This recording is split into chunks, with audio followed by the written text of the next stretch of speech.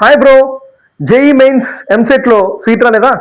అందుకని engineering deemed యూనివర్సిటీలో చేరదామని చూస్తున్నావా? నిన్నటి నుంచి ఒక న్యూస్ ట్రెండ్ అవుతుంది.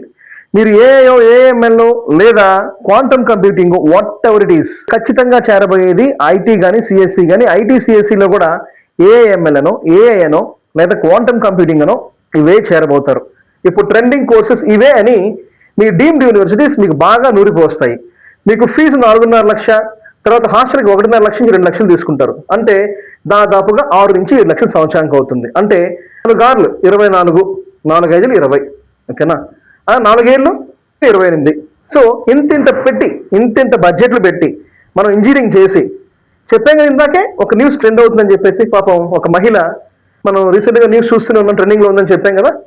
ఒక మహిళ పాపం వాళ్ళ పాపకి ఆరోగ్యం బాగాలేదని చెప్పేసి 2 రోజులు సెలవు పెడితే ఆ ఉద్యోగం నిర్దాక్షిణ్యంగా తీసేశారు.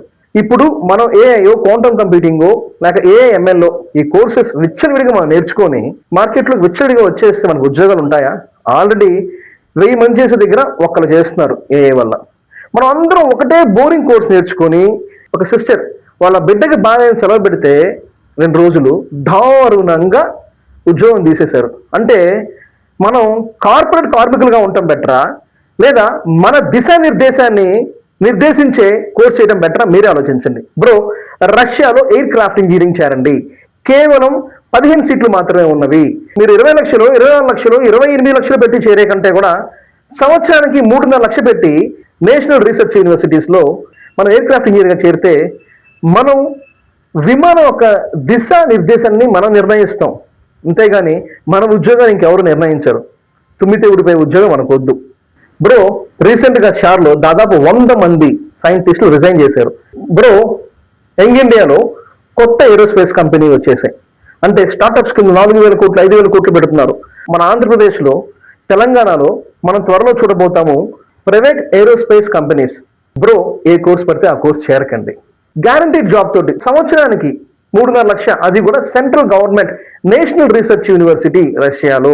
అంటే మన ఐఐటీస్ కంటే కూడా పురాతనమైన యూనివర్సిటీస్, పాత యూనివర్సిటీస్ అనమాట. మన ఐఐటీస్ పెట్టిందంత మాక్సిమం 50 to 65 ఇయర్సే, అంతే. అంటే ముందే మనకు ఐఐటీస్ లేవు. ఆఫ్టర్ ఇండిపెండెన్స్ నెహ్రూ గారు నిర్మించినవే ఈ ఐఐటీస్ అనేవి కూడా. బ్రో, నిర్ణయం తీసుకునే ముందు జాగ్రత్తగా నిర్ణయం తీసుకోండి. మనం చదివిన చదువుకి, మనం పెట్టిన పెట్టుబడికి రాబడి ఉండాలి. తుమ్మితే ఊడిపోయే ఉద్యోగాలు మనకొద్దు. ఏదైనా కానీ శాశ్వత పరిష్కారం కావాలి. రాబోయే రోజుల్లో భూమి మీద ఎంత ట్రాఫిక్ చూస్తున్నామో ఆకాశంలో కూడా అంతే ట్రాఫిక్ చూస్తాం. Thank you bro, thanks for watching our video. నేను మీ సందీప్ కొనిలా, సైనింగ్ ఆఫ్.